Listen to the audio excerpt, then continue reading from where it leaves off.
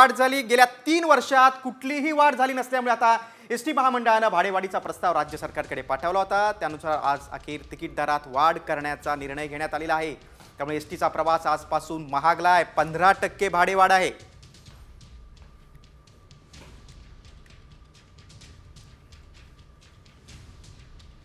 आता जी वाढ झाली ती अमरावतीची जशी 91 झाली, 46 झाली, 47 झाली कुठे कुठे। तर ही जी चिल्लर देण्याची आम्हाला चिल्लर सुटे पैसे देण्याची अडचण निर्माण झालेली आहे। जशी आता अमरावतीची 91 झाली, त्यामुळे आम्हाला 9 रुपये कुठून आणणार आहे याची अडचण झालेली आहे। ती भाडेवाढ ही रावते साहेबांप्रमाणे 5 पटीनेच करण्यात यावी असं आमची मागणी आहे। बघा आपण अंतर बघा। मात्र अनेक प्रवाशांनी ही एसटीची भाडेवाढबाबत नाराजी व्यक्त केलेली आहे। सरकारनं पुनर्विचार करावा या भाडेवाढीबाबत असं देखील काही प्रवाशांचं म्हणणं आहे।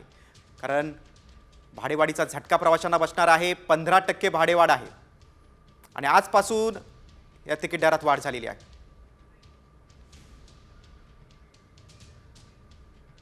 14.95% भाडेवाढ ही एसटीची झालेली आहे आणि ती अपरिहार्य आहे, कारण गेले 3 वर्ष ही भाडेवाढ झाली नव्हती आणि काल ही भाडेवाढ झालेली आहे। कारण 3 कोटी रुपये दर दिवसाचा तोटा एसटी महामंडळाला होत होता। एसटी चालवणं कठीण होत होतं, अशी परिस्थिती निर्माण झाली होती। कर्मचाऱ्यांचा पगार देण्याचे सुद्धा पैसे एसटी महामंडळाकडे नसायचे।